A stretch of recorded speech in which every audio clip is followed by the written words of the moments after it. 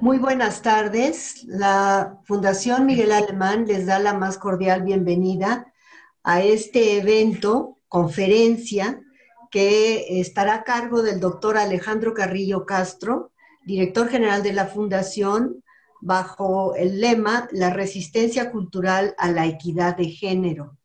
Esta conferencia forma parte de las actividades del programa de equidad de género que está coordinado por el doctor Sergio García Ramírez, perdón, y por la licenciada Irma Cuez Arquiz, quien tenemos el gusto de que nos acompaña hoy aquí presencialmente, desde su casa, claro. Desde hace 12 años, el doctor Carrillo ha presentado esta conferencia, que es más bien un estudio, sobre diversos factores que han construido a lo largo de nuestra historia esta resistencia cultural en la que estamos inmersos hacia la equidad de género. Ha procurado presentar su conferencia cada año alrededor de una fecha significativa, el 8 de marzo, Día Internacional de la Mujer.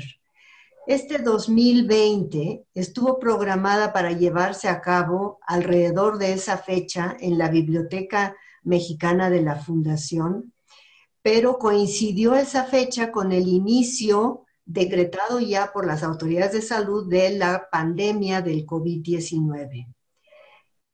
Seguido de eso, cerca del día 15 de marzo, empezó el confinamiento general de la población. Cada año, el doctor Carrillo nos ha ofrecido una versión actualizada y enriquecida con nuevos acontecimientos en torno a la equidad de género o a la violencia de género. Este marzo pasado, la conferencia estuvo actualizada, pero fue suspendida, como ya he mencionado. El confinamiento que siguió en esos días y que se extendió por cerca de 3 meses más o menos, ha exacerbado conflictos de violencia contra las mujeres. Hoy, en esta plataforma de YouTube, tendremos oportunidad de escuchar y seguir la versión actualizada a esta fecha que ha elaborado el doctor Carrillo.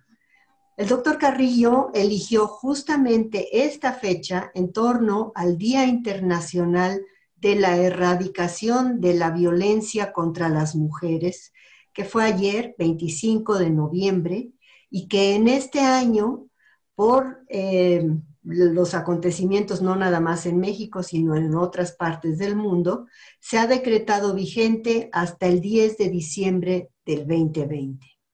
Por último, quisiera comentarles que a lo largo de la exposición del doctor Carrillo, pueden ustedes hacer sus comentarios o mandar sus preguntas en la sección del chat que hay en YouTube abajo de la conferencia. Bien, muchas gracias. Le damos la palabra al doctor Alejandro Carrillo Castro para que inicie la conferencia. Doctor. Muchas gracias. Primero que nada, agradecer la presencia virtual, siempre muy reconocida y de mi parte con una gran gratitud de la licenciada Irma Cue, ministra en retiro de la Suprema Corte de Justicia y coordinadora junto con el doctor Sergio García Ramírez del programa de equidad de género de la Fundación Miguel Alemán, establecido, como ya lo dijo la licenciada Luz Helena Cabrera, secretaria técnica de los programas de la Fundación. El programa de equidad de género fue establecido en la Fundación hace 12 años. Así es que, sin más, vamos a dar inicio a la charla que habíamos preparado para el 8 de marzo de este año, con las modificaciones a las que ya hizo referencia la licenciada Luz Helena Cabrera. Dice mi hija Marta que en la actualidad a las conferencias o las charlas, cuando se preparan, lo primero que se debe de hacer es anunciar en el inicio de qué va a tratar la conferencia para que la gente sepa si le va a interesar quedarse a escucharla o no.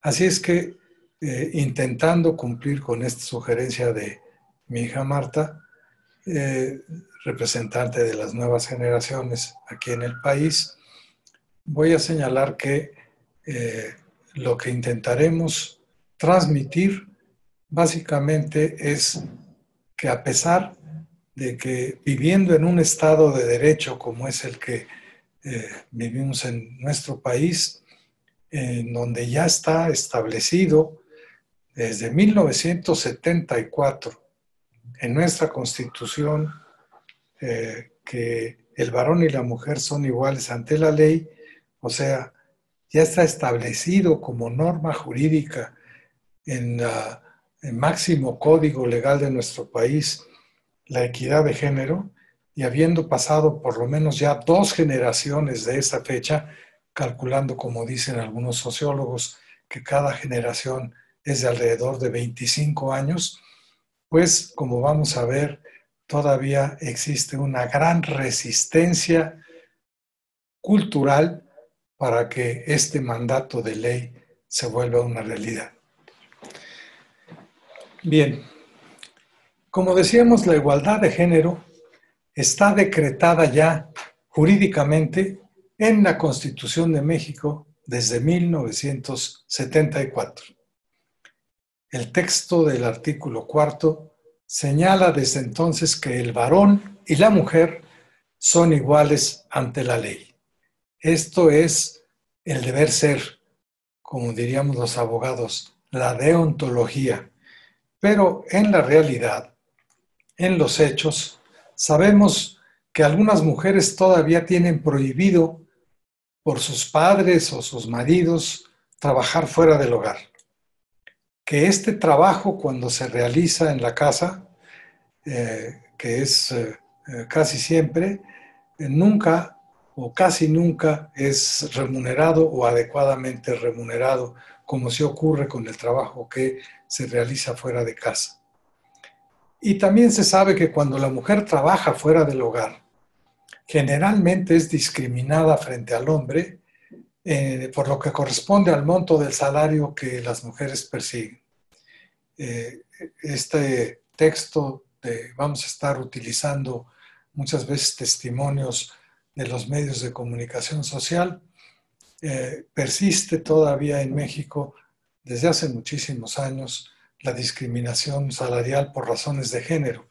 Y desde que empezamos a preparar esta charla, y desde hace más de 30 años en promedio, la mujer en nuestro país recibe un salario equivalente al 34% inferior al de los hombres por realizar el mismo trabajo. Otra circunstancia de discriminación es que en no pocas ocasiones, a pesar de que está prohibido por la ley, a las mujeres se las despide cuando están embarazadas. Y a principios de marzo de este año, en el Universal, se señalaba que el embarazo en el trabajo era la principal discriminación que se practica en contra de las mujeres, por lo menos aquí en la Ciudad de México. También se señala que es frecuente que las mujeres sean víctimas de violencia laboral, es decir, violencia de muchos tipos en sus sitios de trabajo. Que también el acoso sexual, no solamente en el trabajo, sino en la escuela y sobre todo en la calle, aunque está penado por la ley, culturalmente se considera por muchos como algo normal y no se sanciona efectivamente en la práctica. Esto es, se vuelve una práctica totalmente impune. En cuanto a la violencia intrafamiliar, es conocido que en muchos sitios de nuestro país el marido puede agredir verbalmente a su esposa sin que existan mayores consecuencias legales. También las agresiones físicas son muy frecuentes que ocurran en el medio familiar sin que exista una sanción efectiva por estos hechos, en donde normalmente es simplemente una petición de perdón que conduce a la impunidad de esta conducta discriminatoria contra las mujeres. Un caso específico y muy recordado recientemente es que en algunos lugares la agresión a las mujeres con ácido en el cuerpo y en la cara se han vuelto también una práctica común, lamentablemente. El caso más conocido es el de septiembre del año pasado, en donde una joven saxofonista mixteca, María Rías Ortiz, fue agredida con ácido, la roció con ácido su expareja. El INEGI, Instituto Nacional de Estadística y Geografía, reportó recientemente que del año 2000 al 2016 habían ocurrido 30.523 homicidios de mujeres debido específicamente a violencia intrafamiliar. Y la Secretaría de Gobernación reportaba hace 2 años que los delitos sexuales habían aumentado de manera muy grave en los últimos años. Pues esto, por lo menos en el 2017, había aumentado básicamente en 17 entidades, siendo Colima el estado en que más había aumentado, con un 163%. En enero de este año se reportaba que en 5 años los feminicidios habían aumentado 137%. Esto es, no solamente no han disminuido ni se han estabilizado, sino que han aumentado de manera muy importante y muy grave. Otro tema que es común al tratar de analizar la violencia contra las mujeres es que el gran número de niñas que resultan embarazadas en cada año. Lamentablemente, en México es el primer país de la Organización de Desarrollo, la OSD, con más embarazos en niñas. Y este es un dato de apenas hace 1 año y medio. Recientemente, en marzo, tenía yo previsto poner como ejemplo el de esta chiquita de 14 años que quedó embarazada a esa temprana edad, precisamente por lo que se considera, ayer lo señalaba la secretaria de Gobernación, como una forma de violencia en contra de las mujeres, sobre todo de las menores de edad. Y a pesar de que el artículo 4 de la Constitución Política también señala que toda persona tiene derecho a decidir de manera libre, responsable e informada sobre el número y espaciamiento de sus hijos, sabemos que en muchos lugares, por razones culturales, religiosas, no se les permite hacerlo sin que esta prohibición, que es ilegal, tenga ningún tipo de sanción. En algunas comunidades, hasta hace poco, las mujeres estaban obligadas a gestar y parir un hijo, aunque éste fuera producto de una violación.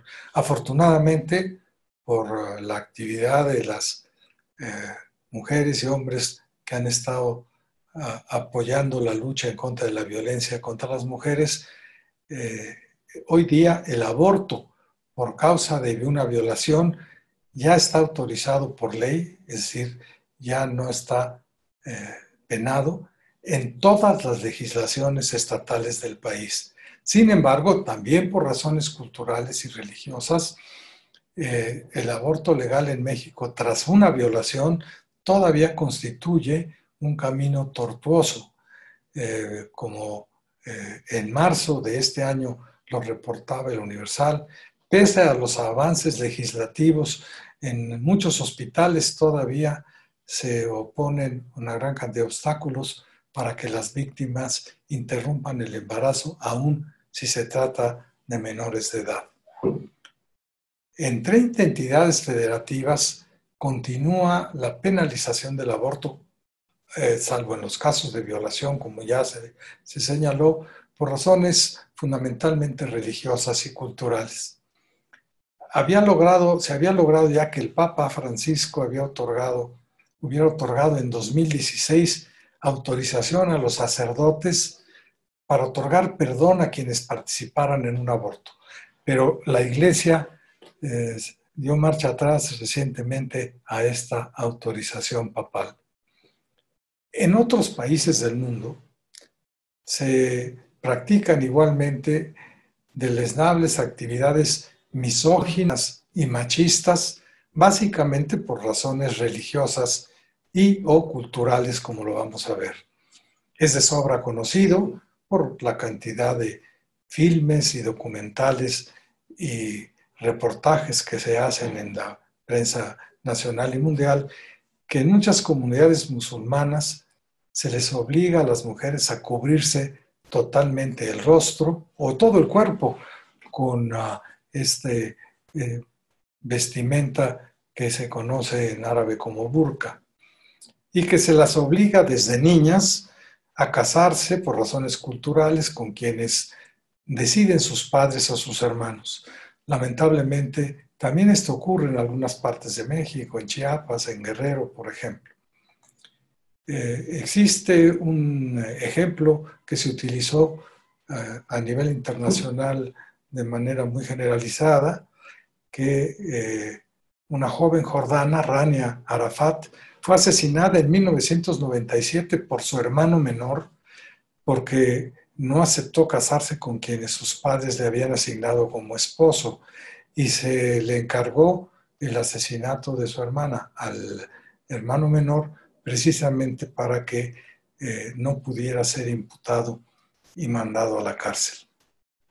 También fue muy conocido el caso de Bibi Aisha, esta joven afgana que fue brutalmente mutilada en la nariz por su esposo por considerar que había coqueteado con otro hombre en una fiesta porque alguien le dijo que estaba volteando a ver a otros invitados.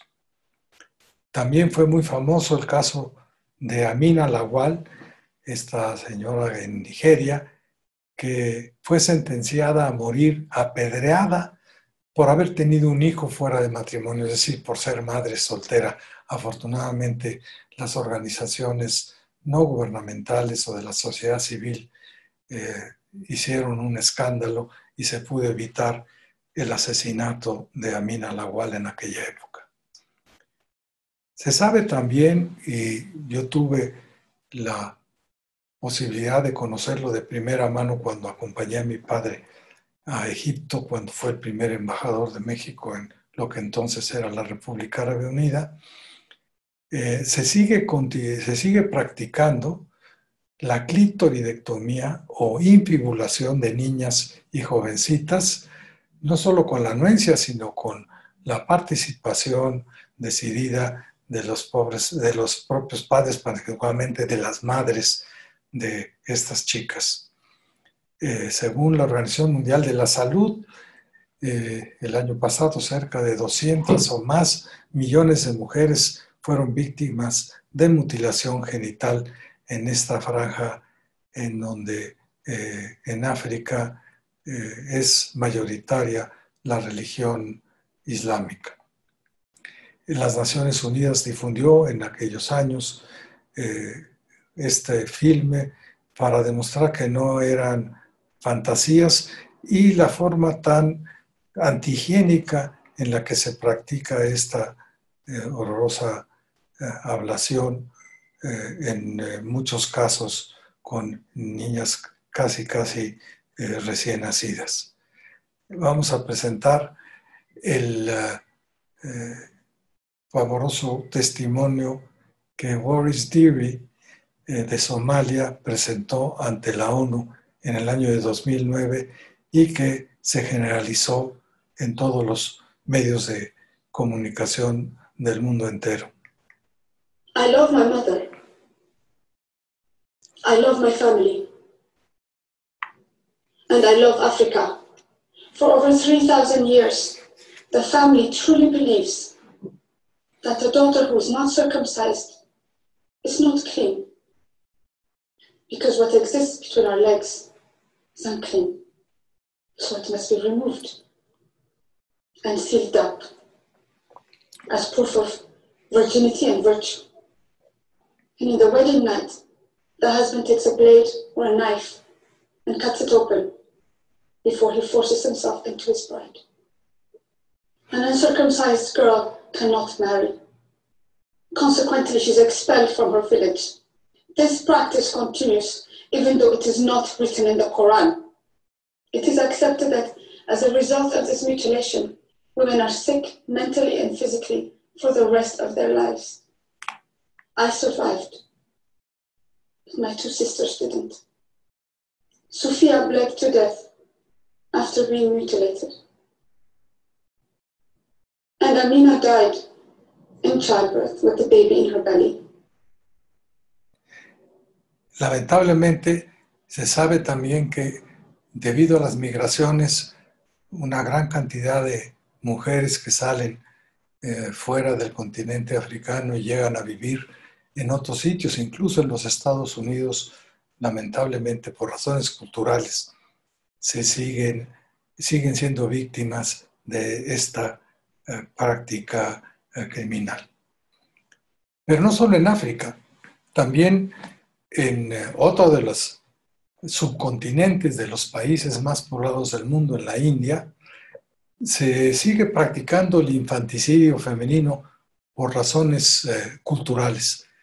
En charlas anteriores presentábamos esta fotografía de una madre que, habiendo parido a unos gemelitos, hombre y mujer, al varón le daba de comer con el pecho, le daba la leche materna, y a la niñita se la alimentaba por unos días, unas semanas, con un agua de arroz o cualquier otro tipo de hierbas que hacían que muriera rápidamente, configurándose la muerte y el infanticidio femenino como una práctica generalizada. Para quienes no creían que esto fuera algo real, encontramos en un documental de la propia India, patrocinado por Naciones Unidas, un testimonio que también es tremendamente impactante y que les vamos a ofrecer aquí. Nacer mujer en la India es una maldición. En la India, tener un hijo te hace más poderoso. Un hijo te da más poder. Te permite acceder automáticamente a un estatus más elevado en la sociedad india. En cambio, se dice que tener una hija es como regar el jardín del vecino, no sirve para nada. Crías a una hija sabiendo que algún día se marchará a otra familia. Las hijas siempre acaban perteneciendo a otra familia.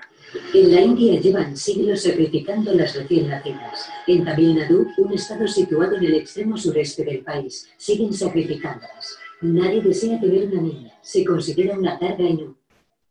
Si la madre no mata a su hija, se convierte en una extraña. Es muy simple. Todo el mundo del pueblo lo hace. Y cuando una madre se niega a hacerlo, la excluyen de la comunidad. Yo no quería matar a mi hija. Pero vinieron mis vecinos y me dijeron: tienes 3 hijas, tienes que matar a una. Con 2 ya tienes suficiente. Las niñas no sirven para nada. Mi familia me dijo lo mismo. Los vecinos me dijeron: vamos a matarla con jugo de tabaco. Prepararon una mezcla con hojas de tabaco trituradas. Por la mañana recé a Dios y le di una cucharada de jugo de tabaco. Pero no murió enseguida. Murió por la tarde. Como una muestra también de lo que es posible que acontezca cuando por razones culturales y particularmente religiosas llega a ocupar el gobierno un grupo dogmático, quisimos incluir esta escena muy dramática en donde una mujer fue ejecutada hace un año públicamente en la República de Siria por un miembro del Estado Islámico porque había sido acusada de adulterio, y como ya no fue muerta a pedradas, aquí en una plaza pública se convoca a la población para que se vea cómo debe de cumplirse lo que supuestamente es un mandato religioso.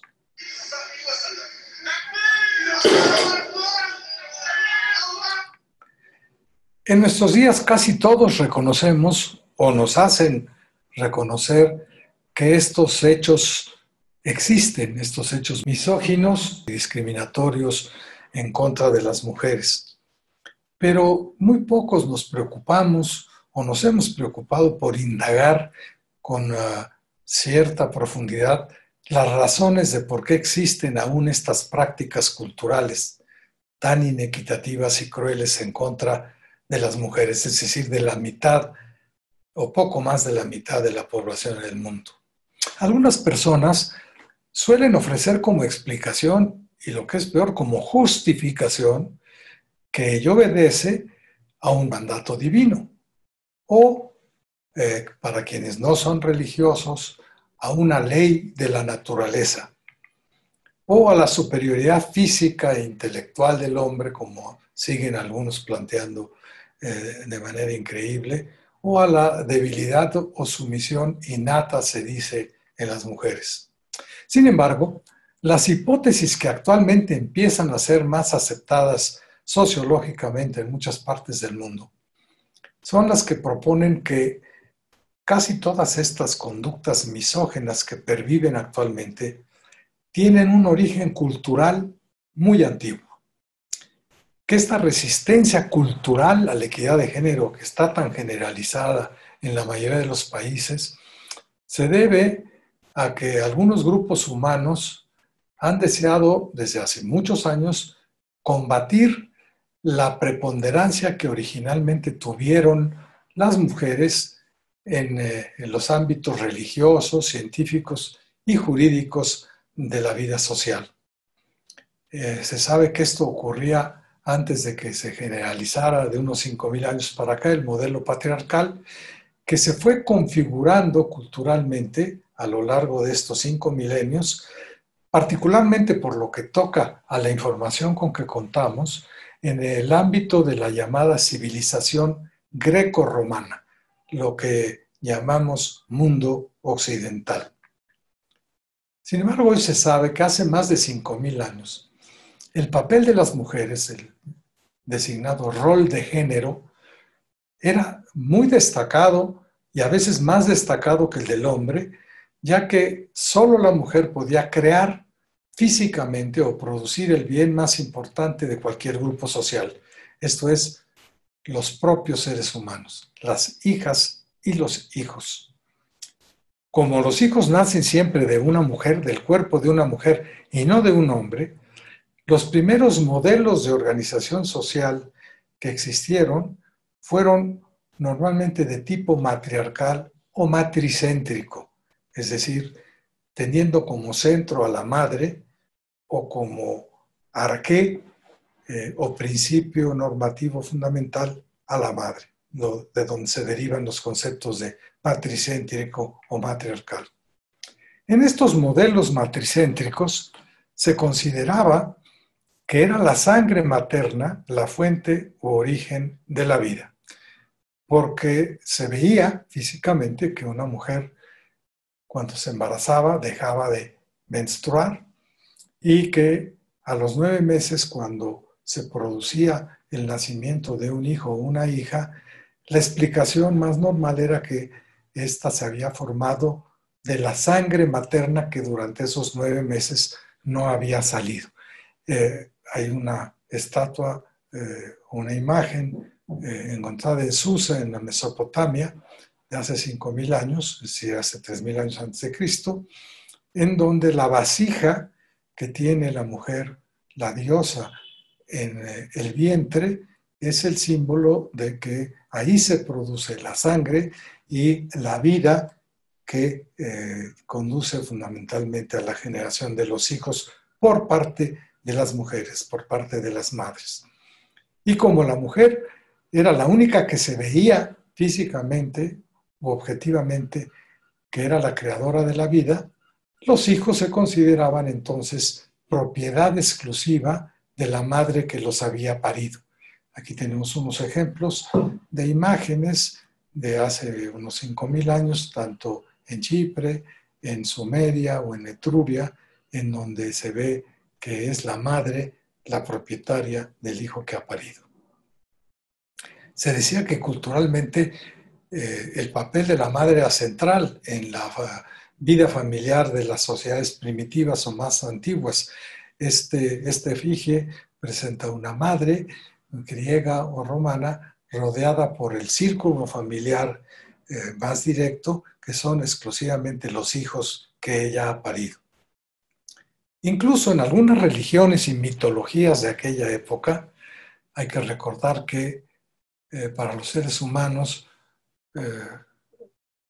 la religión que ellos tienen es la verdadera y todas las religiones de los otros grupos sociales son solo mitos. Bueno, pues en las religiones o mitologías de aquella época era frecuente que se explicara que el primer ser humano había sido también una mujer.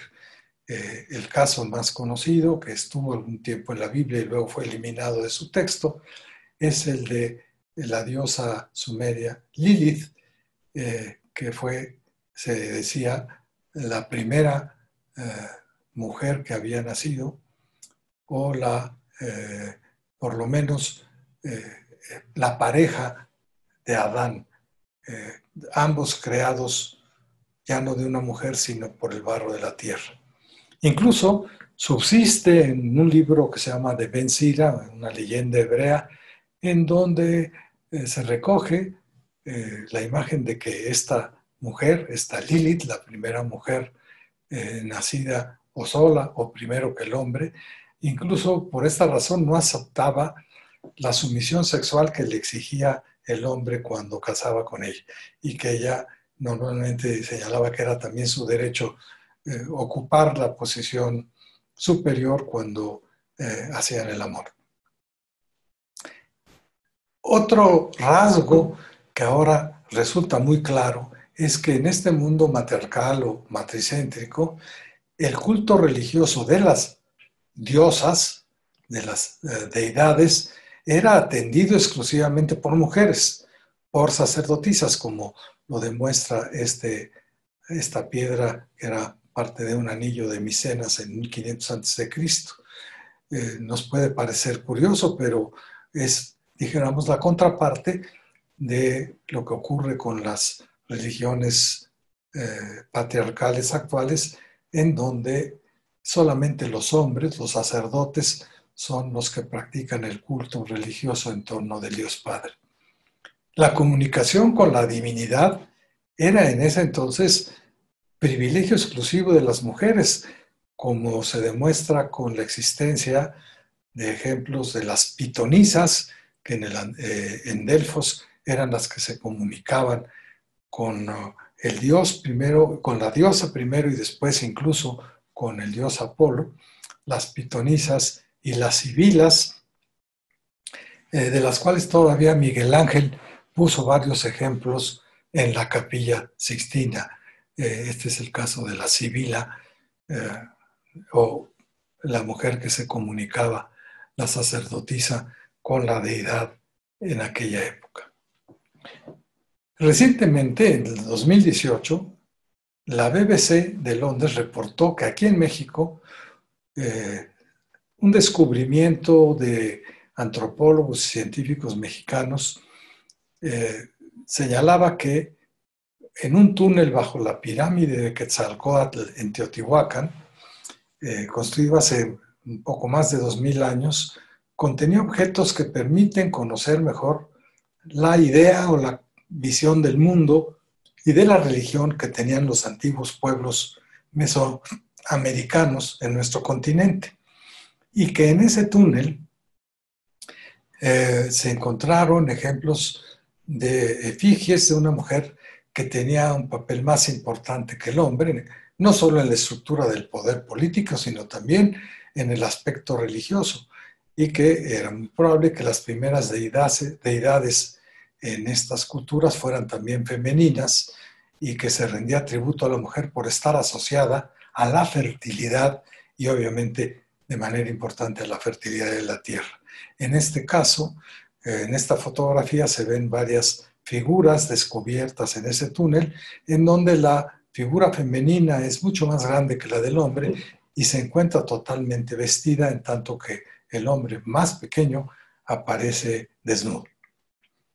Esta hipótesis sociológica que empieza a ser aceptada en casi todo el mundo del origen de por qué hay esta saña o cómo se desarrolló culturalmente la violencia en contra de las mujeres, ha sido aceptada no solamente por investigadores, por historiadores y académicos, sino incluso en nuestro propio país. Quisimos poner ejemplos de representantes de los 3 poderes federales y de un intelectual muy destacado que han externado muy recientemente su coincidencia con esta explicación histórica o hipótesis que estamos manejando en esta charla. Por ejemplo, el licenciado Porfirio Muñoz Ledo, cuando era presidente de la Cámara de Diputados, apenas hace un poco más de un año, expuso que para él la participación política de las mujeres se remonta a la era matriarcal, en la que los hombres se dedicaban a la recolección y a la caza, mientras las mujeres, señalaba el licenciado Muñoz Ledo, ejercían definitivamente el poder en la comunidad. Por su parte, la doctora Olga Sánchez Cordero, secretaria de Gobernación, apenas el 9 de marzo de este año, entre muchas de las explicaciones que ha venido dando, y ayer todavía lo reiteraba en la conferencia matutina del presidente, señalaba que el patriarcado es un sistema que se perpetúa a través de la reproducción cultural de nuestra sociedad y que la deconstrucción de este sistema machista, lamentablemente en nuestro país, es todavía una asignatura pendiente. Por su parte, el presidente de la Suprema Corte de Justicia, el ministro Arturo Saldívar, apenas hace unas semanas, expuso en un artículo que la violencia sexual y de género en nuestro país tiene una condición estructural, sustentada en los estereotipos de género y en las relaciones de poder asimétricas entre hombres y mujeres. Esto es fundamentalmente un fenómeno de tipo cultural. Finalmente, incluimos el testimonio de Gabriel Said, extraordinario escritor, académico y miembro del Colegio Nacional, quien precisamente en marzo de este año escribió: La guerra de géneros viene de la prehistoria, pues hay especies dominadas por hembras y ese fue el caso de la especie humana, como lo descubrió J.J. Bachofen en su clásico libro El matriarcado, Das Mutterrecht, escrito en 1861, en donde la tesis de Bachofen es que antes del patriarcado hubo un matriarcado. Estos factores culturales que hemos estado analizando los vamos a sistematizar para tratar de darle apoyo, no solo teórico, sino real, a la explicación de cómo fue la evolución del modelo matriarcal al patriarcal, fundamentalmente analizando 3 campos culturales: el de la religión o la mitología para algunos, el de la ciencia o la filosofía para otros, y el del derecho o la costumbre para otros. Estos 3 pilares culturales son los que vamos a analizar con un poco más de detalle.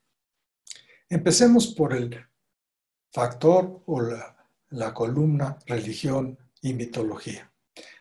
Decíamos que hace miles de años era común pensar que la divinidad que habría dado origen al mundo y a los propios seres humanos no era un hombre, sino debió haber sido también una deidad femenina. Esto es una diosa madre. Aquí están algunos ejemplos de hace 22,000 años o de 7,000 años de diosas que están dando luz a hijos con su cuerpo.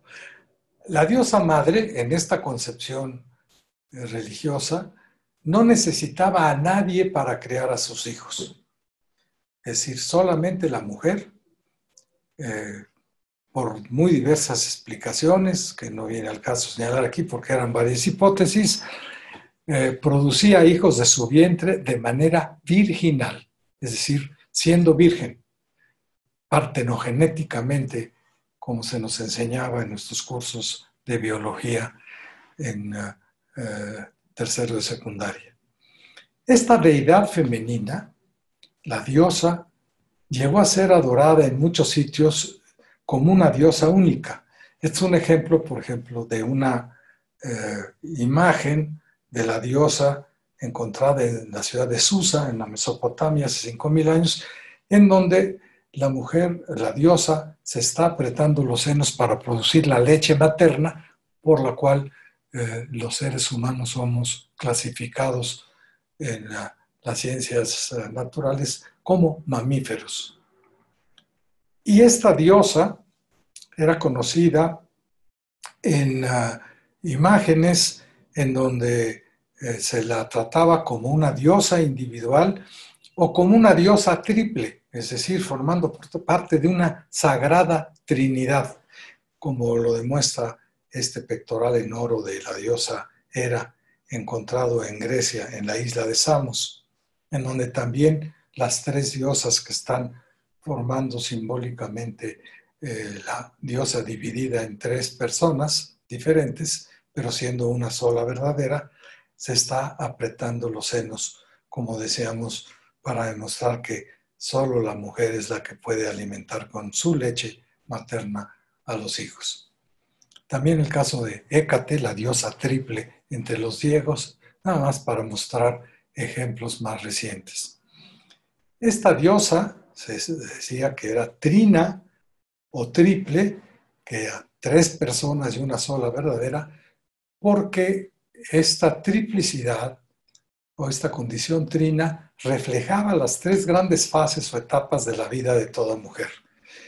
Cuando antes de empezar su ciclo menstrual, la joven es virgen todavía, la joven madre, que es cuando ya iniciado el ciclo menstrual puede llegar a gestar a un hijo, y cuando al término del ciclo menstrual, durante la menopausia, la mujer se convierte en esta tercera fase en la vieja sabia de la tribu o en la abuela de la familia.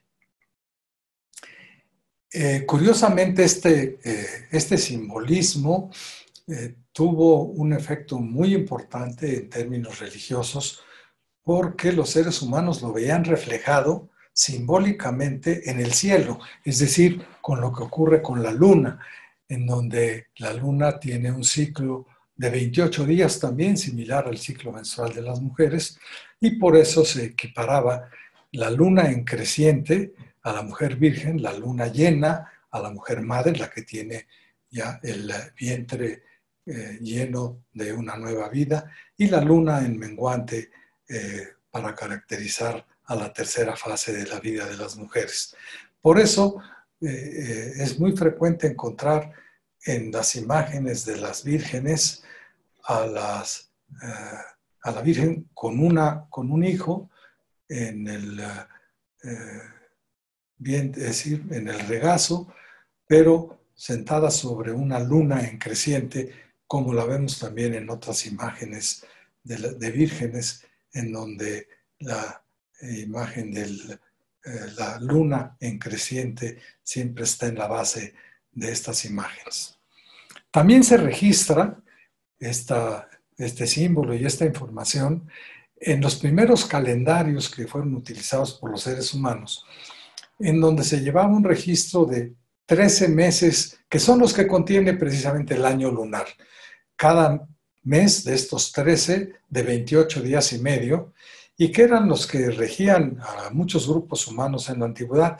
En este caso, de la imagen de la Venus de Losel, de cerca de 22.000 años antes de Cristo, este cuerno o símbolo del cuerno, que en realidad es el de la luna en creciente, tiene precisamente 13 incisiones, que son los 13 meses del año lunar. Curiosamente, el número 13, que es un símbolo femenino fundamentalmente, se nos ha hecho creer que es un símbolo de mala suerte en el mundo patriarcal. Sabemos, por ejemplo, que en Egipto, y ya tenemos información ya mucho más clara porque se ha podido traducir la escritura jeroglífica de los tiempos de los faraones.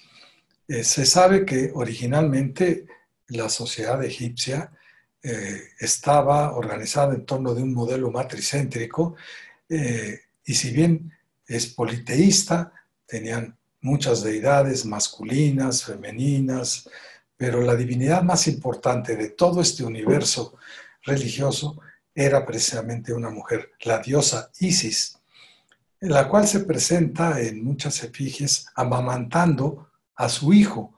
No aparece para nada la figura de un dios masculino en esta díada madre-hijo.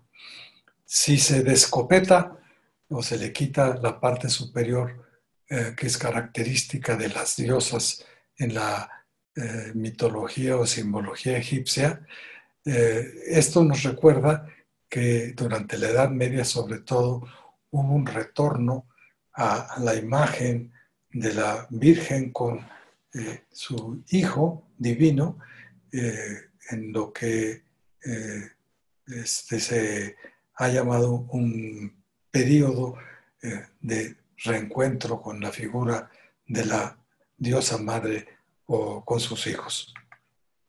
Sin embargo, en el propio Egipto, se sabe que posteriormente a esta veneración de la diosa Isis como la diosa más importante, se fue incorporando cultural o religiosamente la imagen de dioses masculinos. Al principio se incorpora a Isis la imagen de su hijo, de Horus, y obviamente la del padre Osiris. Esta trilogía empieza a ser relativamente generalizada a partir de la incorporación de estas ideas céntricas en la religión egipcia antigua.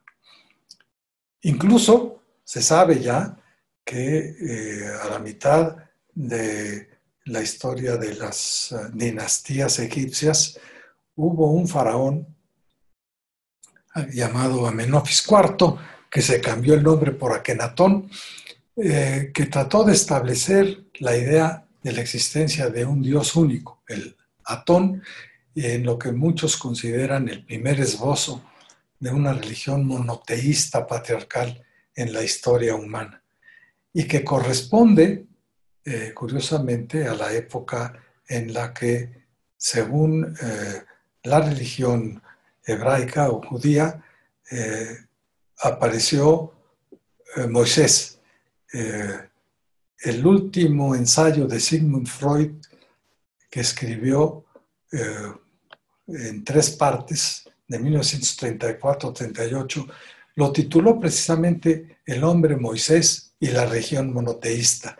Y curiosamente Freud, a pesar de ser judío, y por eso lo hizo con mucho cuidado, señalaba que muy probablemente Moisés era en realidad o un sacerdote de Akenatón, adoradores del Dios único, y algunos otros investigadores más recientes han llegado incluso a formular la hipótesis de que podía haber sido el propio Akenatón y Moisés una misma persona.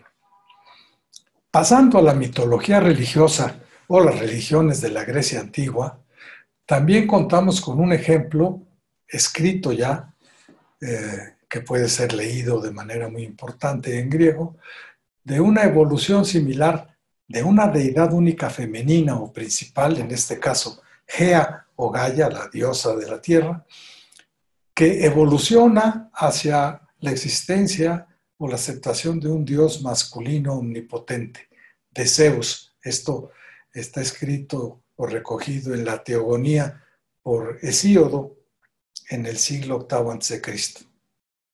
En esta obra, Hesíodo narra la evolución de esa época en donde existió una primera diosa madre Gea que no necesitaba de un padre para crear a sus hijos porque nacían de su vientre virginalmente, y culmina esta evolución ya con el planteamiento de la existencia de un Dios Padre, de Zeus, que por contra, al igual que ocurría con Gea, que no necesitaba de la ayuda de un Dios Padre, ahora es este Dios Padre el que ya no requiere de la participación de una mujer para la creación de sus hijos. Porque el ejemplo más claro que existe en la mitología griega es que Zeus hace que su hija le nazca del cerebro, su hija Atenea, la diosa de la sabiduría, y ya no nace del vientre de una madre, sino, como dicen ellos, del cerebro luminoso de su padre. Pasaríamos ahora a analizar qué ocurre en el caso de la mitología religiosa judeo-cristiana e islámica, que se caracteriza en estas tres modalidades por postular la existencia de un Dios único, generalmente un Dios masculino, que estableció un pacto de lealtad precisamente con el llamado primer patriarca de la historia hebrea, con Abraham. Y esta historia la recogen los tres libros sagrados de estas religiones patriarcales, la Torá judía, la Biblia judeo-cristiana y el Corán islámico. En ello se dice que el primer creyente de este Dios Padre único, el equivalente a Kenatón entre los egipcios, fue Abraham, que está considerado como el primero de los patriarcas bíblicos. Y tanto el judaísmo como el cristianismo y el islam son considerados por los historiadores de las religiones como religiones abrahámicas, es decir, que tienen su origen en el postulado histórico de Abraham. Lo curioso es que Abraham no es un nombre hebreo, sino que deriva, según algunos investigadores, de Brahma, que es el dios o el principio masculino de la creación entre los hindúes. Esto es, Brahma es en realidad el adorador de Brahma. Y esta mitología religiosa patriarcal enseña que Abraham, el primer patriarca de los tres libros sagrados, dialoga en algún momento directamente con este Dios Padre único. O sea, ya es el primer caso en donde se acepta que es capaz este patriarca de hablar con Dios y de establecer pactos y aún negociaciones con este Dios, que le propone un pacto o alianza prometiéndole que si acepta que Él es el único Dios que existe en el universo, a partir de ese momento le ofrece el Dios patriarcal que la descendencia de sus hijos ya no sería reconocida a través de la línea de sangre o el linaje de la madre, que como veíamos se consideraba el origen de la vida, sino que a partir de ese momento, si se aceptaba ese pacto divino, la línea de descendencia de los hijos se originaría en el padre o patriarca del grupo social. O sea, la línea o linaje social surgiría de la semilla o semen del padre y no de la sangre de la madre, dando origen al nuevo modelo que hoy se conoce como patrilineal o patriarcal de hace unos 5.000 años. En la cultura judía, la circuncisión masculina, que existe, como se sabe, en otras culturas y en otras ideas religiosas también, se la considera como una ratificación de ese pacto o alianza que existe desde entonces, desde hace 5.000 años, entre Abraham y los descendientes de Abraham y el Dios patriarcal. Y es un acto que, curiosamente, independientemente de sus características físicas, simbólicamente tiene una implicación muy clara de discriminación hacia las mujeres, porque las mujeres no pueden firmar ese pacto porque no tienen la plumita con la que hay que firmarlo, no tienen la posibilidad de que se les corte el prepucio del pene como ocurre en el caso de los varones en la religión judía. También en esta mitología religiosa patriarcal, tanto judeo-cristiana como islámica, se postuló como un nuevo dogma cultural que el primer ser humano no habría sido una mujer, sino un hombre. Es decir, ya no hubiera sido Lilith, sino Adán, y que de su cuerpo surge posteriormente naciendo de su costado la mujer, Eva. Hay que reconocer que previamente ya en la religión y la mitología egipcia y griega se había manejado la idea de que un Dios Padre había sido creado, que había creado al primer hombre, no de una mujer, sino a partir del barro de la tierra. No del hombre, porque el hombre no puede parir a un hijo, pero sí el artesano, el demiurgo, como le llamaban los griegos, era capaz de crear a un hombre del barro de la tierra, como el dios Nemú, era el dios alfarero. En un torno de alfarero crea la primera imagen del primer hombre, o en Grecia se atribuye a Prometeo la creación también del primer hombre surgido del barro de la tierra. Sin embargo, en la mitología griega todavía se requería de una mujer para perfeccionar esta creación artesanal o demiúrgica del primer hombre del barro de la tierra. Un poco como en el caso de Pinocho, Gepetto crea también, no del barro de la tierra, pero de la madera, a un hijo, pero se requería de llegar a el Hada a darle el soplo de vida. Esta era en la mitología griega la diosa Atenea la que hacía este efecto. Sin embargo, ya en la mitología o la religión hebrea, este Dios Padre, el que crea al primer hombre del barro de la tierra, ya no necesita del soplo ni de la participación de una mujer. Ya para crear al hombre, el Dios patriarcal lo hace sin intermediación femenina, simplemente con su voluntad y su dedo, como el propio Miguel Ángel lo expone extraordinariamente en la Capilla Sixtina. Este Dios Padre de los hebreos, Yahvé o Yahweh, es quien insufla directamente el alma o la vida en el cuerpo del primer hombre, Adán. Y el nacimiento de Eva del cuerpo del primer hombre, de Adán, constituye, lo sabemos todos, un hecho claramente antinatural. Por eso es un concepto ya plenamente cultural o ideológico.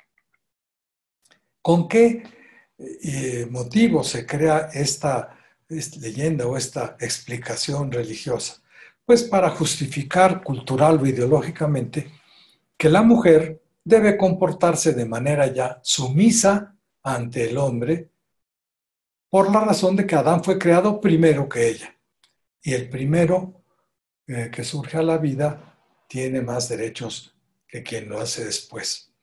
Posteriormente, San Pablo decreta en sus epístolas que no debe el varón cubrir su cabeza, porque él es la imagen y gloria de Dios, porque además no fue el hombre formado de la hembra, como se creía antes, sino al contrario, la hembra del hombre. Esto está en la epístola de San Pablo a los Corintios, y se dice también que San Pablo decía que por eso debe la mujer traer sobre la cabeza la divisa de la sujeción, como se manejó durante muchos años en los templos cristianos y católicos en el mundo.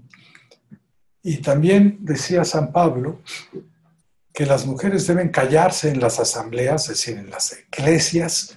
Asamblea se dice en griego eclesia, de ahí viene la palabra iglesia, porque a las mujeres no se les está permitido tomar la palabra en las iglesias. Antes bien, estén sumisas, dice San Pablo, como también la ley lo dice. Y si quieren aprender algo, pregúntenselo a sus maridos en casa, pues es indecoroso que la mujer hable en la asamblea, o sea, en la iglesia. Como se llega a decir ahora, calladitas se ven más bonitas. Según la Biblia judio-cristiana, se atribuye al propio Dios Padre en el Génesis haber señalado que el hombre le dice, que Dios le dice a la mujer, tu voluntad estará sujeta desde ahora a tu marido y él mandará sobre ti. Esto es un poco más directo y más radical en el Corán islámico, porque en una de sus suras, en la 434, se dice, los hombres tienen autoridad sobre las mujeres porque Dios, Alá, hizo a uno superior a la otra. Y las mujeres buenas son obedientes y deben cubrir sus partes para que no sean vistas por los demás, porque Dios así lo ordena. Por eso hay que cubrirse frente a los otros hombres, su cuerpo y su cara. Y si son desobedientes, dice el Corán que Dios autorizó que se las regañe y se las golpee. Y fue así que el hombre, el padre, con el apoyo, por una parte, de la mitología greco-romana y de la religión judeocristiana e islámica, pasó a ser la figura más importante de la organización familiar en el llamado mundo occidental, dando nacimiento así al fenómeno o paradigma cultural que conocemos como mundo patriarcal o patriarcado. El 9 de marzo, precisamente de este año, el investigador José Antonio Crespo llegó a escribir que en la cultura occidental una fuente muy influyente para la difusión del patriarcado o el patriarcalismo y de la misoginia ha sido, entre otros, la Biblia, porque efectivamente es el libro sagrado de las tres religiones, o por lo menos del cristianismo, y que tiene como primera parte la Torá, y que además es utilizado por el Corán como parte también de las explicaciones religiosas. Y el mundo occidental, como bien lo sabemos, es una mera convención de la cultura moderna en los últimos 5.000 años, porque le llamamos el mundo occidental a la parte occidental del continente llamado Euroasia, es decir, la parte en donde están Roma, Grecia, España, Inglaterra, etc., pero que tiene su base fundamental en lo que corresponde a las religiones o al mundo religioso, en Egipto, en la Mesopotamia y en el vínculo territorial que une estas dos grandes civilizaciones antiguas, que era Judea.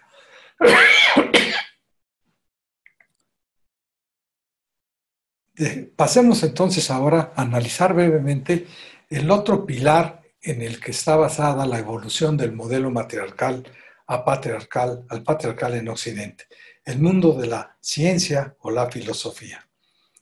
Se sabe que Aristóteles pretendió apoyar, ya no desde la religión, sino desde la ciencia y la filosofía, la tesis de la superioridad masculina sobre la femenina en las relaciones de género. Aristóteles planteó que en la naturaleza la función que desempeña el hombre es mucho más importante que la de la mujer por lo que respecta a la procreación de los hijos.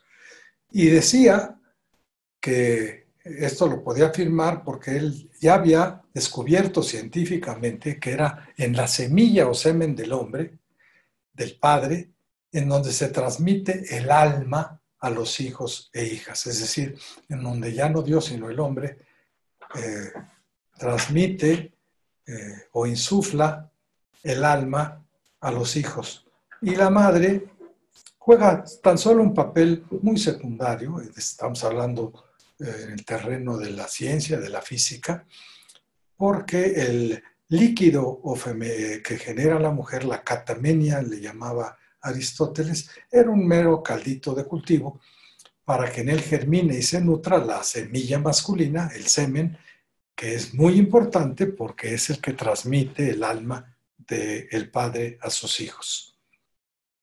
También Aristóteles, en su tratado de historia de los animales, recordar que él básicamente trata de explicar sus hipótesis o planteamientos derivados no de la religión, sino del análisis de la física, de la naturaleza. Y decía Aristóteles que la razón por la que un hombre domina en sociedad es que tiene una inteligencia superior y que la relación entre el hombre y la hembra es por naturaleza, no por religión, una en la que el hombre dirige y la mujer es dirigida. Y estas ideas fueron consideradas durante muchísimos años, casi 2000 años, el sumum de la sabiduría de la ciencia y la filosofía occidentales. También Pitágoras llega a afirmar que en el cosmos, es decir, en el universo ya ordenado, a diferencia del caos, en el cosmos hay un principio bueno que ha creado el orden, la luz y al hombre, y un principio malo que ha creado el caos, las tinieblas y la mujer. Esta idea binaria de poner lo negro y lo blanco, lo bueno y lo malo, pues le servía a Pitágoras para tratar de desprestigiar la capacidad creadora que la mujer había tenido durante muchos años.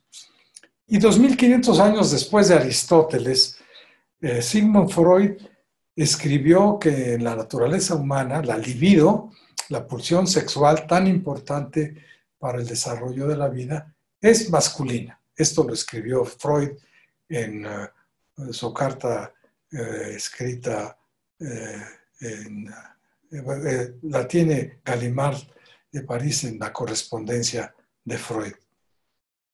Y pasemos ahora al último de los factores culturales que vamos a analizar en este análisis de la evolución del modelo matriarcal al patriarcal, para ver cómo es que se justifican muchos de los dogmas jurídicos que van en detrimento de los derechos de las mujeres en nuestra vida actual. Se sabe que en algún momento de la prehistoria, los varones empezaron a considerar injusto o inequitativo el anterior modelo matriarcal, como ahora lo hacen las mujeres frente al actual modelo patriarcal. Entonces, el hombre se planteó como problema legal a resolver cómo conseguir que los hijos que pariera una mujer, pues no los puede parir, fueran reconocidos jurídicamente como exclusivos del padre, aunque él no los hubiera parido físicamente. Hay que tomar en cuenta que ya para entonces el hombre había aprendido culturalmente ya a controlar o a domesticar aspectos físicos tan importantes como el fuego. Ya no solamente lo había aprendido a manejar en las cuevas, sino en las forjas, en donde había dioses que se dedicaban precisamente al manejo y al control del fuego en las fraguas y que le enseñaron a los hombres, como lo hizo Prometeo, el manejo del fuego. Después había sido capaz ya de controlar, como ocurría en el caso de la Mesopotamia, y de domesticar el agua de los ríos y las lagunas, como también ocurrió definitivamente en torno del río Nilo en la parte norte del África. Había llegado a controlar también y aprender a domesticar, gracias a la agricultura, las plantas y los cereales. A domesticar y a controlar también vía la estabulación de diversos animales salvajes, no solamente al caballo, sino a los bueyes, a las vacas, a las cabras, etc. Y al aprender a domesticar y controlar vía la estabulación o los establos a diversos tipos de animales, pues se consideró entonces si no sería capaz también de controlar y domesticar la capacidad reproductiva de la mujer, de la que él no era partícipe. Cómo controlar y domesticar esta capacidad reproductiva de las mujeres a fin de poder garantizar que los hijos que ésta tuviera pudieran ser considerados legalmente como su propiedad, como exclusivamente de propiedad del padre. Pero ello implicaba resolver primero el problema que representa para todo hombre no tener la certidumbre de la paternidad que los hijos que ha parido una mujer con la que él vive y que es considerada como su propiedad, bien sea como esposa o como esclava. Esta pretensión de decir, este hijo es mío, normalmente puede ser de alguna manera controvertida en la realidad por las propias mujeres. Como es un asunto difícil de entender y sobre todo de aceptar ideológicamente, para entender la dificultad de este problema, habremos de recurrir primero, lo advierto de entrada, a algunos ejemplos de lo que ocurre en el mundo animal, en el mundo de la naturaleza, para irnos adentrando en este planteamiento. Se sabe, por ejemplo, que en el mundo de las serpientes, este es el caso de una anaconda hembra, puede ser de alguna manera rodeada sexualmente por 12 o 13 machos a la vez, que le introducen el semen a través de los intersticios de su piel, y así 12 o 13 machos pueden tener un acto sexual al mismo tiempo o simultáneo con una sola hembra. Obviamente, sabemos que a ninguno de estos 13 machos serpientes les interesa un bledo discutir quién es el padre o quién es el dueño de los hijos que nacen de esta forma de aparearse entre las serpientes. Incluso entre animales más parecidos al hombre, entre los chimpancés, sabemos que una hembra se puede y se suele aparear hasta con 12 machos o más en un mismo día cuando la hembra está en su época de celo. Obviamente, aunque no al mismo tiempo como ocurre con las serpientes, porque no se trata de incorporar el semen a través del intersticio de la piel. Sabemos que esto es hipotético, obviamente. En la época de celo, los otros 11 chimpancés pues tienen que esperar su turno ordenadamente para poder hacerle el amor a una chimpancé hembra, aunque también, y aunque esto es discutible, no hay pleitos muy grandes por saber quién es el progenitor del hijo o la hija que llegue a parir meses después la chimpancé hembra.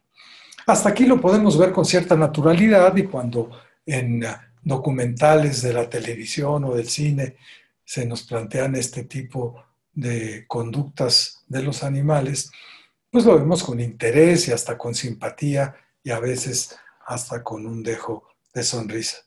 Pero si lo llevamos al mundo de los seres humanos, ahí sí salen chispas. Porque aceptar que una mujer, como en el caso de la chimpancé hembra, puede tener relaciones con 12 o más machos en un mismo día, como sí lo sabemos en los casos que lamentablemente ocurre de la trata de personas, pues voluntariamente no es algo que a los hombres les pueda parecer grato, sobre todo porque complica la incertidumbre acerca de la paternidad de los hijos que puede parir una esposa. Cuando una mujer le presenta un hijo a alguien que viene de la guerra, es la primera cosa que hace en muchos de los dramas antiguos es: de veras será mío el que me está entregando, me está presentando como hijo mi señora o mi esclava. Entonces se plantea como problema a resolver jurídicamente en la vida de los hombres cómo evitar en la práctica que una mujer pueda relacionarse libremente con 2 o más varones distintos a su marido dueño para complicarle la vida en cuanto a averiguar quién es el progenitor y por lo tanto el dueño de los hijos. Debe tenerse en cuenta que un varón no solo depende de una mujer para engendrar a sus hijos, sino también, hasta hace muy poco, depende el hombre del dicho de una mujer para acreditar legalmente quién es el padre de la criatura. Claro, hasta hace unos años que con la prueba del ADN esto ya se resolvió, pero estamos hablando de 5,000 años para acá. Fue entonces que el hombre tuvo que forzar su imaginación para encontrar la solución a este problema, y la descubrió en la posibilidad de sancionar legalmente a las mujeres que lo pusieran en este predicamento. En el mundo de lo jurídico, quien viola una prohibición o comete una violación se hace acreedor a una sanción. Esta es la forma en que la sociedad encuentra la manera de ordenar jurídicamente la vida social. Y así imaginó una forma jurídica para controlar el vientre femenino a fin de que dicho mecanismo legal pudiera quedar exclusivamente en sus manos, el mecanismo del control de la capacidad reproductiva de la mujer. Pero ello requería la criminalización legal del adulterio, por una parte, aquí tenemos la imagen en Creta, cómo la sociedad de un pueblecito mata a pedradas a una mujer a la que considera que cometió adulterio, pero también a la criminalización o penalización legal del aborto, que en tiempos del modelo matriarcal pues no era un problema porque era práctica común, realizada con el apoyo de las propias mujeres, de las parteras y de las viejas sabias del grupo social. Pero así se inicia en el mundo grecorromano la domesticación o control legal por parte del domus o señor de la casa o del dominus de la capacidad reproductiva y por ende el control del cuerpo de la mujer. Se estableció así la prohibición legal a las mujeres de relacionarse sexualmente con dos o más hombres, so pena de ser condenadas a morir a pedradas o por otros medios igualmente violentos, como hemos visto que hasta con el disparo de una pistola ocurre recientemente en algunos países islámicos. Sin embargo, esto es solo en contra de las mujeres. Obviamente nadie piensa en la restricción, en imponer restricciones legales a los hombres para tener relaciones con dos o más mujeres. Esta prohibición legal se tiene noticia de que ocurrió primera vez en el edicto del rey Urukagina de la ciudad de Lagash en la Mesopotamia hace 5.000 años precisamente.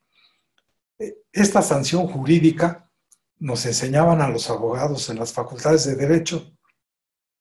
Fue recogida también casi 1000 años después en el famoso Código de Hammurabi de 1700 a.C.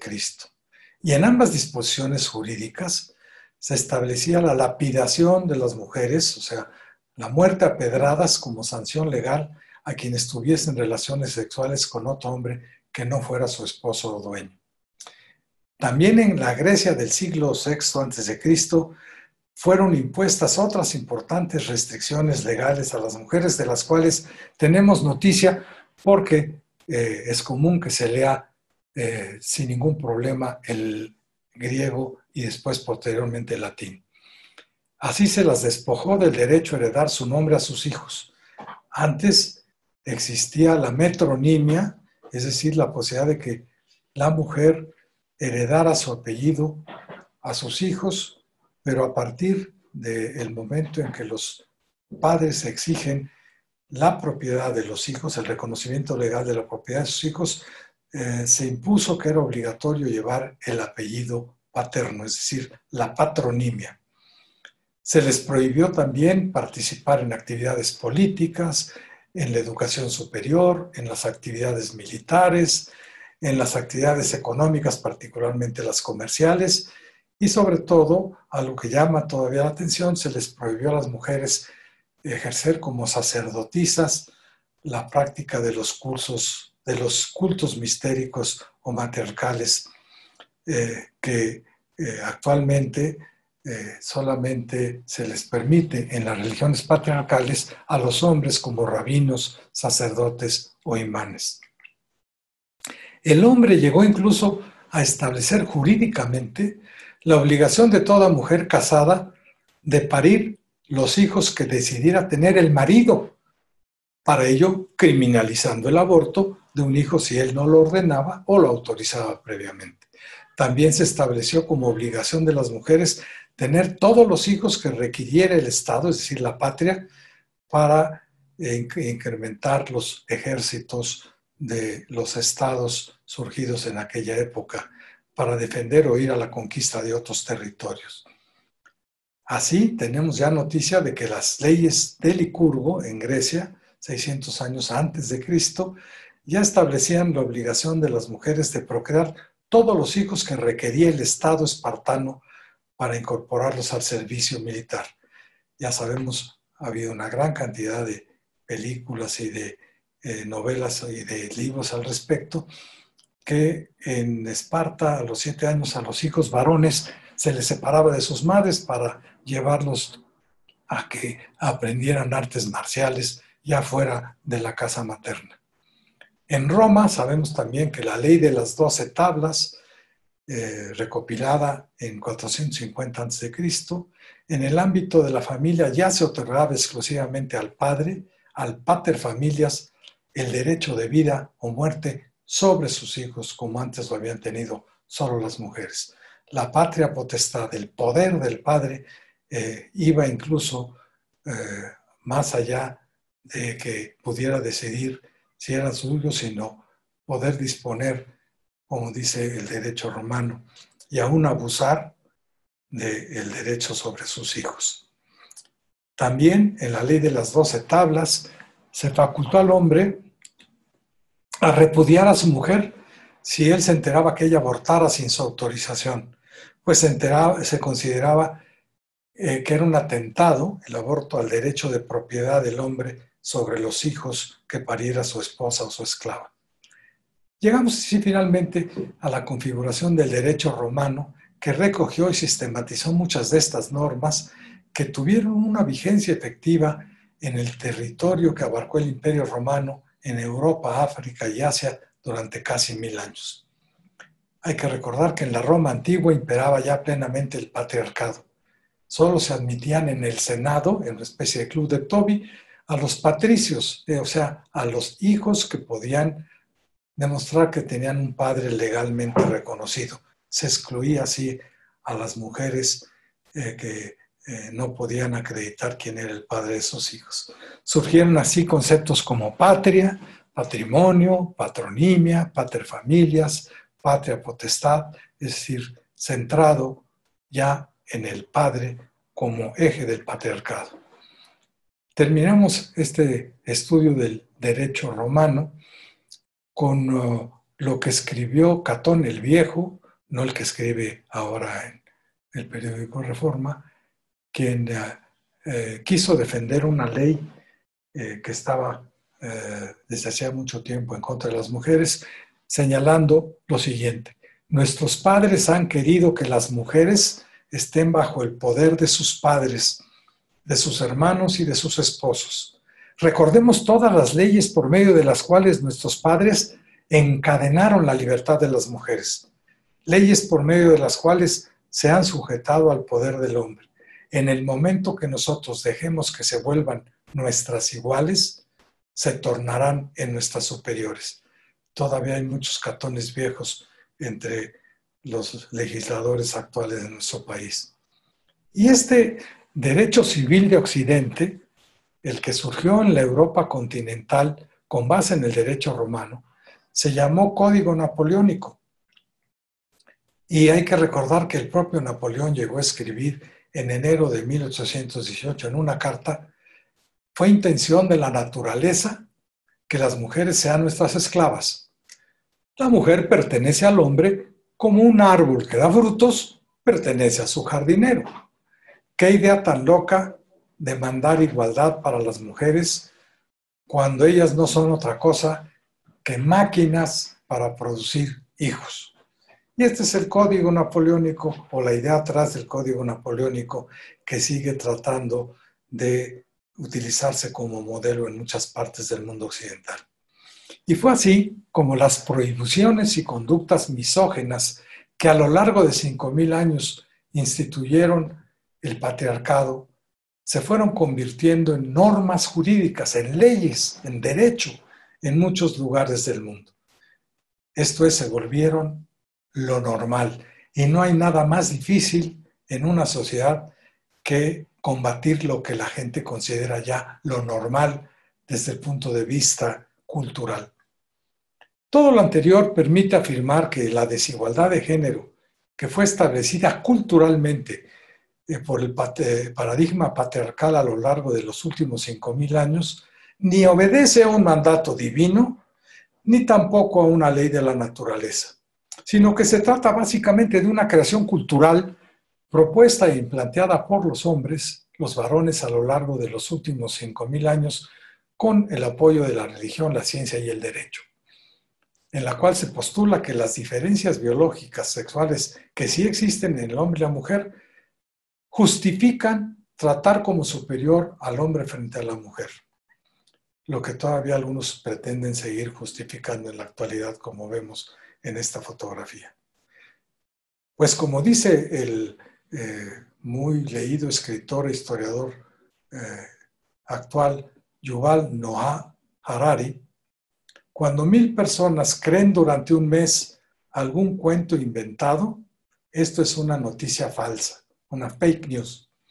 Pero cuando 1000 millones lo creen, durante 1000 años se convierte en una religión.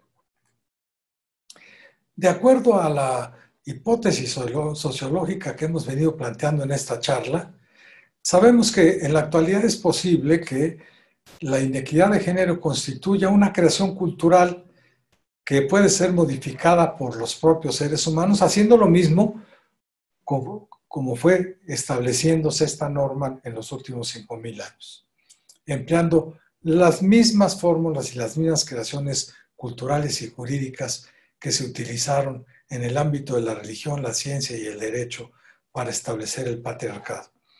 Y en el caso específico de México, ello requeriría combatir con toda decisión las múltiples resistencias culturales que todavía subsisten y que se han analizado en esta charla, que se oponen a que la igualdad de género, aunque ya esté puesta en la ley, se vuelva una realidad social en nuestro país. Como ejemplo, podríamos tan solo poner que habría que empezar a enseñar desde la primera infancia que las niñas no se tocan, no se violan, no se matan, para evitar casos como el que ya planteamos de esta chica saxofonista que fue quemada con ácido por su pareja. Reconocer que, como ahora se plantea, hacer chistes sexuales sobre las colegas mujeres también es un acto de acoso y de violencia contra la mujer. Que es necesario continuar apoyando el acceso de las mujeres a los centros de educación media y superior en todo el país. Aceptar abiertamente que las mujeres pueden y deben ocupar puestos de la más alta dirección política, como ya lo han hecho desde hace muchos años en otros países de Europa, Asia y América Latina. Incrementar la prevención y el combate al acoso sexual y al feminicidio que alarmantemente sigue al alza en nuestros días. Sancionar con mayor decisión el acoso sexual a las mujeres, tanto en los centros de educación superior como laborales. Secundar decididamente ante las autoridades las denuncias de acoso y feminicidio, porque hay algunos ministerios públicos increíblemente y algunos jueces que siguen diciendo que las mujeres son las culpables, pues como si usan ropa interior de colores no van a provocar la violencia masculina. Apoyar a las mujeres que decidan libremente tener los hijos que ellas quieran y no los que decidan imponerles otras personas u otras organizaciones, como brillantemente defendió Mario Vargas Llosa hace 1 año y medio, cuando escribió que defender el derecho de la mujer de decidir cuántos hijos quiere y puede tener es fundamental para garantizar la igualdad de géneros. En síntesis, garantizar que las mujeres tengan efectivamente las mismas oportunidades que los hombres en todos los ámbitos de la vida social, política, académica y económica de México. Como ejemplo nada más, quiero señalar que a pesar de lo que se ha avanzado hasta ahora en el ámbito jurídico-político en nuestro país, actualmente solo existen 2 mujeres entre las 32 gobernadoras de sus entidades federativas, en el estado de Sonora y en la Ciudad de México. Y que si bien actualmente en el orden federal, como ayer lo informó el presidente de la República en su mañanera, en su conferencia de prensa de las mañanas, ya casi la mitad de la Cámara de Diputados está integrada por mujeres, 240 de 500, es decir, el 48%, y en la Cámara de Senadores el 49%, y que, como lo dijo el Gabinete Presidencial del Orden Federal, originalmente quedó integrado de manera paritaria, 8 mujeres y 8 hombres, como símbolo de esta voluntad de ir estableciendo la paridad de género a nivel del gobierno federal. Todavía en el orden municipal, en donde existen 2.440 municipios, solamente el 30% es gobernado por presidentas municipales o alcaldesas. Este es un dato de enero de este año. También que en la Suprema Corte de Justicia de la Nación, de los 11 ministros que la integran, actualmente solo 3 son mujeres. Por ello cabría afirmar que en este ámbito, como en muchos otros de nuestra cultura, Es mucho lo que falta por hacer para alcanzar una verdadera igualdad de género, en la cual lo normal no sea que las mujeres sean tratadas desigualmente, sino que tanto hombres como mujeres aprendamos desde niños que los dos sexos somos iguales en nuestra dignidad como seres humanos y, si bien existen diferencias biológicas, en ellas tenemos que aprender a ser complementarios. ¿Será factible alcanzar este propósito en un futuro no muy lejano? Pareciera que sí, pues empieza a soplar en México una brisa fresca y huele ya a cambio de paradigma cultural. Esto se escribió en un periódico de difusión nacional el 8 de marzo de este año.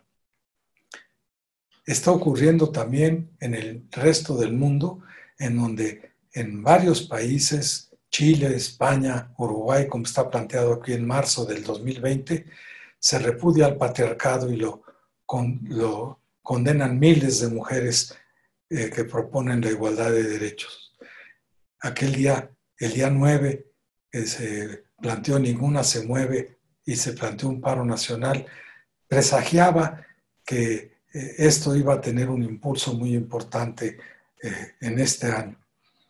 Así pintaba el panorama a inicios de marzo del 2020, pero con la irrupción de la pandemia del COVID-19 y la reclusión en los hogares de buena parte de la población, se ha vuelto a presentar con mucha fuerza en nuestro país y en otros lugares del mundo la misoginia y el maltrato a las mujeres, característica del sistema patriarcal o machista que hemos venido analizando y que se ha implantado culturalmente a lo largo de los últimos 5,000 años. Por ello, hay que reforzar las acciones en favor de la equidad de género a fin de no perder lo que se había avanzado hasta marzo del 2020. Y recordar que para ello, desde luego desde el punto de vista del programa de la Fundación Miguel Alemán de Equidad de Género, es necesario sumar la decidida participación masculina a la lucha encabezada hasta ahora básicamente por las mujeres, pues como enseñaba el genial creador Charles Chaplin al final de muchas de sus inolvidables películas, a la conquista de ese futuro deben ir juntos hombres y mujeres, tomados de la mano y con una sonrisa de esperanza en el rostro.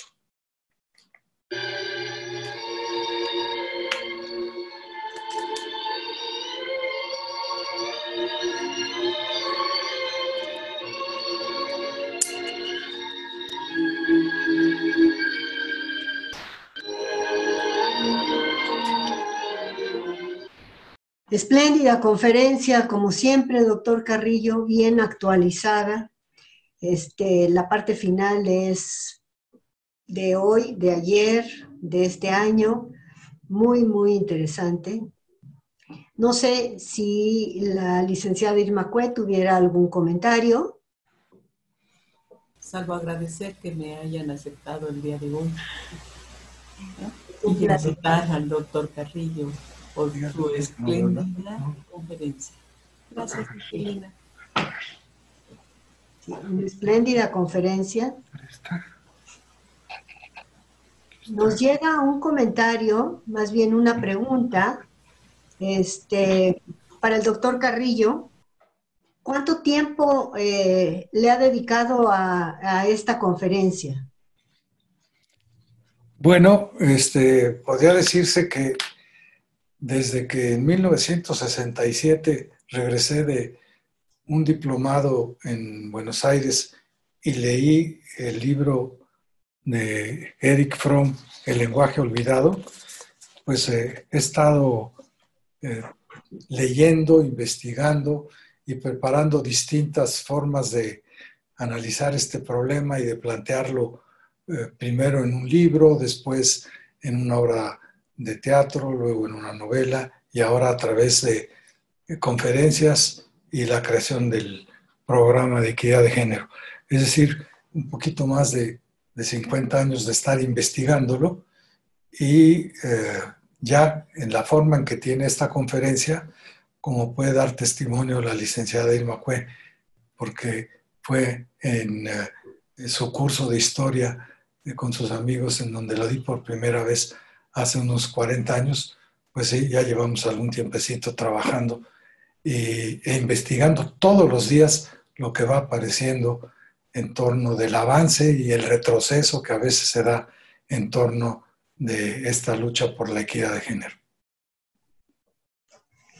Pues yo creo que la información que nos ha presentado el doctor Carrillo es tan abrumadora que los comentarios que hemos recibido en YouTube son básicamente de felicitaciones, de maravilla, o sea, de estar maravillados ante la información y cómo está estructurada. Todo eso son más que nada felicitaciones, no hay preguntas concretas y probablemente tiene que ver porque da un panorama tan amplio, tan perfecto, que ataja cualquier duda. No sé si quisiera algún comentario final, doctor Carrillo. Pues nada más agradecer a quienes tuvieron la gentileza y el interés de asomarse nuevamente a la versión actualizada de estas reflexiones en torno de qué tan difícil es combatir la resistencia cultural que hay en nuestro país y en el resto del mundo al cumplimiento de una ley de nuestra Constitución en donde ya se ha establecido, como dijimos desde hace casi 50 años, la igualdad entre el hombre y la mujer. Pues muchas gracias. Creo que con esto damos por concluida la sesión.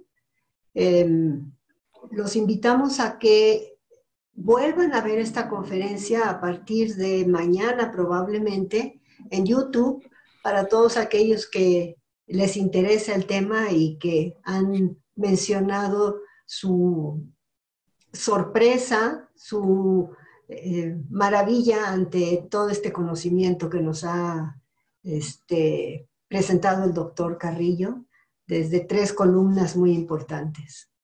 Muchas gracias. Gracias, doctor Carrillo.